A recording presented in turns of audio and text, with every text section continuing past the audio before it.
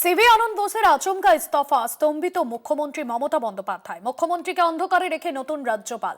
বাংলায় কি রাষ্ট্রপতি শাসন জারির চক্রান্ত? বোসের আচমকা ইস্তফায় প্রশ্ন তুলল তৃণমূল কংগ্রেস।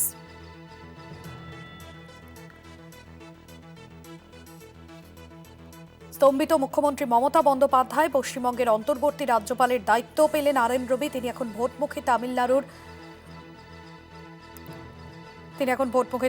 রাজ্যপাল এবং ওই রাজ্যের পাশাপাশি পশ্চিমবঙ্গের অন্তর্বর্তীকালীন রাজ্যপালের দায়িত্বও সামলাবেন তিনি।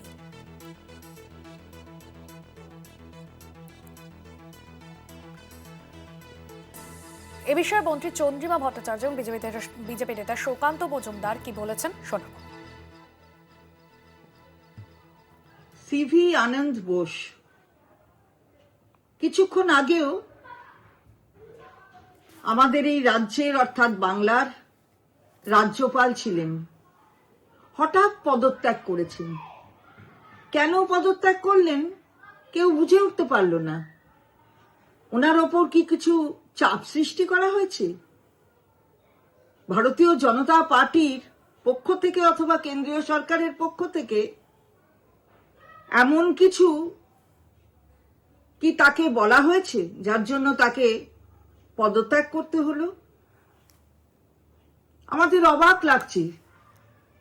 কিছুদিনের মধ্যেই নির্বাচন, তাহলে কি কেন্দ্রীয় সরকার অথবা ভারতীয় জনতা পার্টি তারা চায় না যে বাংলার নির্বাচন হোক?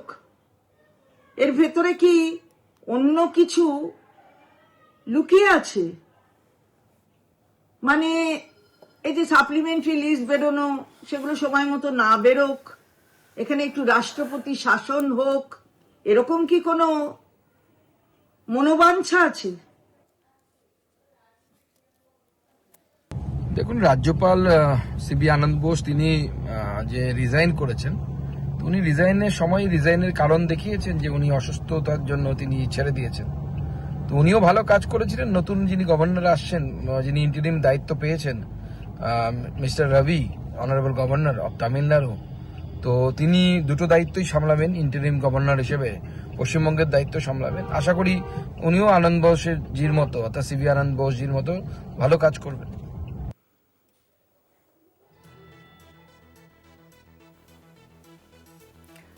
এবং মুখ্যমন্ত্রী মমতা বন্দ্যোপাধ্যায় তিনিও এই বিষয়ে টুইট করেছেন এবং সেই টুইট আপনাদের সামনে তুলে ধরছি। স্তম্ভিত মুখ্যমন্ত্রী মমতা বন্দ্যোপাধ্যায়, বাংলায় কি রাষ্ট্রপতি শাসন জারির চক্রান্ত? বোসের আচমকা ইস্তফায় প্রশ্ন তুলল তৃণমূল কংগ্রেস। মুখ্যমন্ত্রীকে অন্ধকারে রেখেই নতুন রাজ্যপাল নিয়োগ।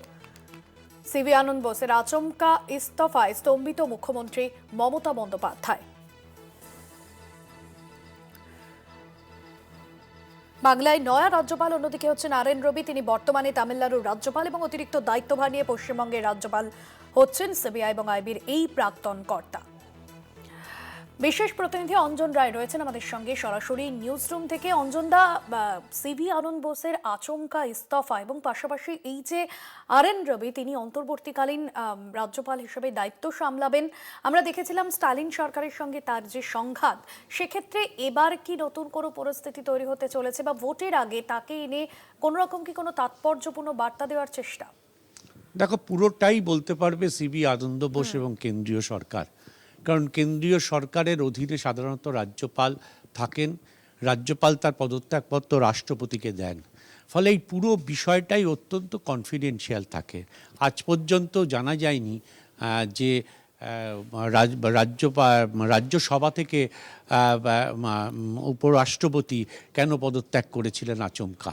ফলে এগুলো ভীষণ কনফিডেন্সিয়াল থাকেন। সুকান্ত মজুমদার কেন্দ্রীয় মন্ত্রী একটা কথা বলেছেন যে অসুস্থতার কারণে আচমকা তাকে পদত্যাগের সিদ্ধান্ত নিতে হয়েছে আনন্দ বোসকে। আবার চন্দ্রিমা ভট্টাচার্য ইঙ্গিত করেছেন যে পশ্চিমবঙ্গে কি রাষ্ট্রপতি শাসন হবে, তারই একটা পদক্ষেপ হিসাবে হঠাৎ করে নির্বাচনের আগে এই রাজ্যপাল বদল হলো। এখন এটা নিয়ে চলবে রাজনৈতিক বিতর্ক, এই নিয়ে কোনো সন্দেহ নেই। একটা প্রথা আছে, একটা কনভেনশন আছে যে কোনো রাজ্যের রাজ্যপাল বদল করতে গেলে সাধারণত মুখ্যমন্ত্রীর কাছে 3টে নাম যায়। সেই নাম থেকে মুখ্যমন্ত্রীর পছন্দ যদি কোনো কেউ থাকে তাকে সেটা কেন্দ্রীয় সরকারকে জানান। এইবার কেন্দ্রীয় সরকারের জুরিসডিকশন থাকে, সেটাই গ্রহণ করবেন না অন্যটা গ্রহণ করবেন। কিন্তু এক্ষেত্রে দেখা যাচ্ছে কোনো চয়েস না দিয়েই কে রাজ্যপাল হবেন সরাসরি জানিয়ে দেওয়া হচ্ছে মুখ্যমন্ত্রীকে। অর্থাৎ মুখ্যমন্ত্রীর কোনো মতামতকে কার্যত কেন্দ্রীয় সরকার কোনো গুরুত্ব দেয়নি। ফলে নতুন বিতর্ক সৃষ্টি হয়েছে, যুক্তরাষ্ট্রীয় ব্যবস্থার কাঠামো নিয়ে প্রশ্ন উঠতে শুরু করেছে। এখন ইলেকশনের আগে হঠাৎ কেন্দ্রীয় সরকার এই রাজ্যে রাষ্ট্রপতি শাসন করে কেন শাসক দলের হাতে বাড়তি সুবিধা দিয়ে দেবে, এটা কিন্তু বড় প্রশ্ন। সত্যিই তো যদি রাষ্ট্রপতি শাসন করার ইচ্ছা থাকতো তাহলে গত 5 বছর অজস্র সুযোগ ছিল যেতে রাষ্ট্রপতি শাসন করা যেত, সেই পথে তো কেন্দ্রীয় সরকার হাঁটেনি। তাহলে এখন কেন হঠাৎ রাজ্যপালকে বদলে দিয়ে রাষ্ট্রপতি শাসনের কথা ভাবছে কেন্দ্রীয় সরকার, যা শাসক দল বলছে? এটা কি আদৌ সম্ভব?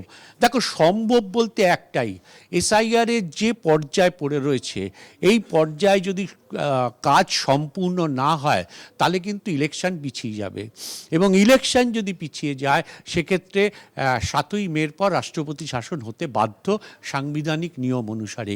এছাড়া বিকল্প কোনো পথ কিন্তু এই মুহূর্তে খোলা নেই। এটা কি হবে? এসআইআর আদৌ এই 60 লক্ষর শুনানি কমপ্লিট করা যাবে কি না নির্ধারিত, হাতে বোধহয় মাত্র 2 মাস সময় আছে, আদৌ পারবে কি না? যদি না পারে সেক্ষেত্রে হয়তো প্রক্রিয়া পেছবে, প্রক্রিয়াকে চলে পশ্চিমবঙ্গের নির্বাচন পিছিয়ে যাবে। সেটা যদি 7ই মের পরে চলে যায় তাহলে অবভিয়াসলি সংবিধান অনুসারে রাষ্ট্রপতি শাসন হয়ে যাবে। এটা একটা পথ আছে যেটা শাসক দল বা কেন্দ্রীয় সরকার ভাবনার মধ্যে থাকতে পারে। কিন্তু এই মুহূর্তে দাঁড়িয়ে তৃণমূল যে কথা বলছে সেটা কি করে বিজেপিকে বা বিজেপি সেই কাজটা করে কি তৃণমূলের হাতে একটা বাড়তি সুযোগ দেবে, এটা নিয়ে কিন্তু প্রশ্ন থেকে যাচ্ছে। তবে যেভাবে আচমকা রাজ্যপালকে সরিয়ে দেওয়া হলো, যেভাবে একজন নাম সরাসরি মুখ্যমন্ত্রীকে স্বরাষ্ট্র মন্ত্রক থেকে জানিয়ে দেওয়া হলো, তাতে কিন্তু কোনোটাই অসম্ভব মনে হচ্ছে না। অর্থাৎ কোনো একটা নির্দিষ্ট উদ্দেশ্যকে সামনে রেখে কিন্তু কেন্দ্রীয় সরকার কোনো একটা গেম খেলছে, সেটা বোঝা যাচ্ছে। কি গেম খেলছে ভবিষ্যতে বোঝা যাবে। ফলে সেই আশঙ্কায় হয়তো শাসক দলের পক্ষ থেকে ভাবা হচ্ছে যে রাষ্ট্রপতি শাসন হলেও হতে পারে। একদমই ধন্যবাদ জানাবো অঞ্জনদা আপনাকেই। সরাসরি ছিলেন আমাদের বিশেষ প্রতিনিধি অঞ্জন রায়।